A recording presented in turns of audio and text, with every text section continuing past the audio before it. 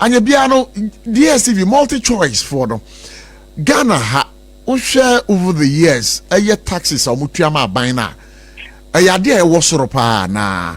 And of course if e wosoro, have you done other checks within this African sub-region what tracy taxes ahudu a omutuama the other countries and where they operate?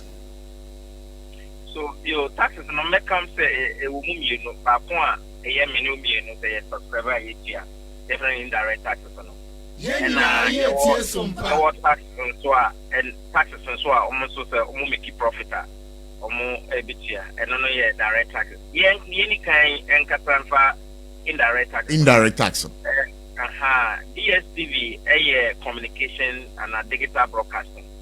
And Ghana no digital broadcasting taxes here need kind of friendly communication service tax. Okay, this is our talk credit na sa okasa wo emphasis MTN na telese so utia communication service tax and 5%. It means the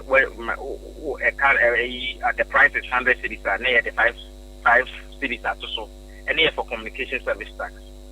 The communication service tax not to change your near friend of COVID-19 level no 1%. Now they come on about 6% no. And the war get fund and you see 2.5. Your friend is saying the national health levy. You know what they mean about just 11% no. 11% no, and sana the other tax fee no, 15% no. About the count. Then I'm 3 and 4 taxes there. Mabudin. What can you have more? And 24.5% of the actual price. But I just said you say, and I'm saying 24.7. 24.875%. You find 25%. Okay. 25%. And the man say, what are the other price 100 cities? And I mean direct tax they account the 25 cities. And because say omoye communication in nature and omoye broadcasting in nature and omutia communication service tax any MTN 30 go ni tele se munya etia communication and I find the talk tax no. And that is a total indirect tax e wo. Okay. Say I don't know ni etia maybe na etia. Okay. And the price in 100 cities on be charge me 25 cities na omo the account na me ma kwa kutia no na omo die no omo the akoma buy. Apart from the indirect tax na consumers etia no ye wo direct taxes so ho and no ye based on mfaso omonya. The even say when you mfaso be about 200,000 for the whole year na omo kwa kutia 25% corporate tax. 25% corporate tax no year. So a pacotia, we are more friend of growth and sustainability levy. No, growth and sustainability levy near 2.5%. So tier no not any number around 27.5. And no, dear, it is against on one casa profit or money. Okay. Say, as if we want to win your profit, they are not the first kind of your muntia. It's an attack in it here. Say, Oko other amama for Francois, yes, mini and no immediately. But other countries and so HRG VAT near minimum say any the prayer to a bit unique COVID-19 let's say you now get a name and hill no so I know so a little unique the bit is a Kenya say omuntia but Kenya so almost taxes I war for indirect taxes but I can say indirect tax in the consumers in the year. Would you say, sir, Ghana ha indirect tax na ye piano? A idea was over 28%. No, a idea was. Oh, so there were 24.875%. 25%. Okay, that's fine. I think Nigeria is 7.5%. Nigeria is 7.5%. And I say no why your money so and the Ghana taxes and the indirect tax in there was kakra and the and also a kahon idea the friend is saying the subscription we know was from who's the Minister of Communication Eddie Bibi Tuja meaning say no taxes on the kahon and taxes on the kahon one country as a taxes on the kahon to say na Ghana there no subscription rate na DSTV edima yen Ghana no na eno wo so kakra but we tax no free ho dia na me fit say bia other countries and so charge tax and you know we can conclude and say Ghana ha your indirect taxes na yankasa yetua no for viewing a womo a channel no and also could be a possible factor ama yetua ne boa den no. Certainly I'm say prices na minister and be to no a tax inclusive price and I mean fine say a bouquet and a subscription amount consumers tia there na so no if me can say 25% no ekoma buy and 24.5 na SOMPA ekoma buy and this year no free wa and also price no bit me aba from kakra but me gidi say be a minister na ye ni hwe mu hu say taxes no the taxes are not the problem because Nigeria was form to say what the Nigeria price in the market now what the taxes no cry to so we will not get anywhere near the subscription that they are charging us. What I'm trying to say is what they offer Nigerian price no na fabra Ghana nafa Ghana taxes are not to so we will not get to the prices or the subscription that we are subscribing in Ghana and see taxes make a home but I don't believe that it is entirely the taxes which account for the higher subscription rate that we are paying in Ghana. So you can say the contribution of the taxes to the higher prices at Ghana for Triano, it's negligible or it's something infinitesimal. No, you can't say it's negligible. Taxes and all say I mean indirect taxes there. When say minister say over the review no by September.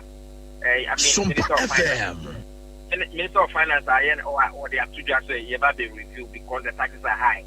And see, certainly yes. You offer even other countries more tax rate here 20% now. So no, was roasting or more no. 24.5%. And I don't think any African country has a VAT rate of 25%. See, tax is not high. But yes, me can say taxes no prices of the subscription no was roster big example I mean and say opa for Nigeria there Nigeria for movie ni omo ni CSC omo ni COVID-19 levy omo ni get fund levy omo ni bi ndu pa for Nigeria subscription na fabra na fa yenye taxes na work na to so we will not get to the subscription that we are paying now. So certainly there are other dynamics maybe the exchange rate ni now can go into it. And see, it is not a one-way. Okay, so now coming back to the direct taxes, and also, Senna, how does it affect? Does it affect pricing?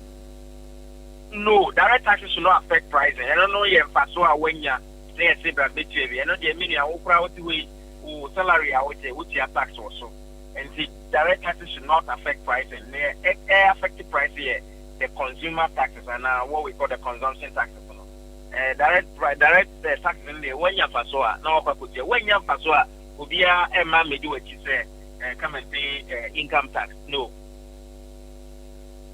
Okay, so before we take leave of you, once again a quick run through the taxes. It says that in Ghana here, indirect taxes is about 24.5%, right?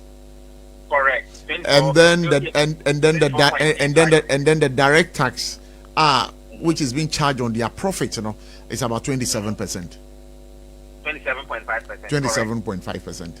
All right, so thank you so much. You better say but would you also say tax na buying crano as direct tax no crowd almost teswa na indirect taxes and also buffer.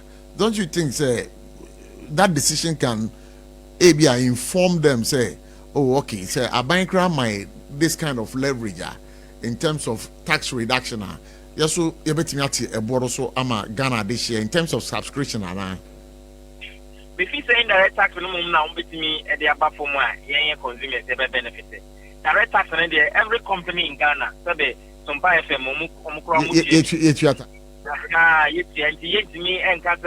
DSTV in Kwa, MHR 20% and 15%. See, direct tax in there, I'm not sure say they are even complaining because it applies to every company.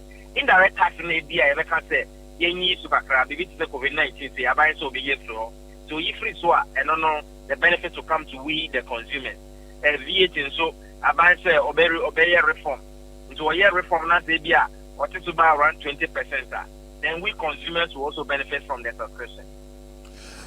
Okay, but Udim, I'm still getting a bit indecisive on what you are just putting across. I'm a bit confused because in Nigeria, you tell us, say, almost indirect tax is about, is it 7%? Is that right? And I say, I have to say, almost year reform be on the 12%. 12%. And Ghana, 24.5%. Correct. It was Rododo. It was through the war.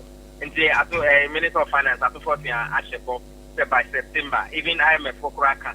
We 36 countries are Ghana, a tax rate was through. On the COVID-19, yeah, that's to charge the other countries, crown one charge. And the indirect tax now, the auto subscription now, yeah, they can't honor. We are saying it's a bit high compared to other countries. All right, lawyer Francis Boy, my now was a pass over Hokwa, my any would come out, Yamin as and when and common be demanded for your call, no, the call will be placed through. Thank you so much. Lawyer Francis Boy, or a tax expert, and say, you know, a din common on SOMPA 106.5 FM for God and country.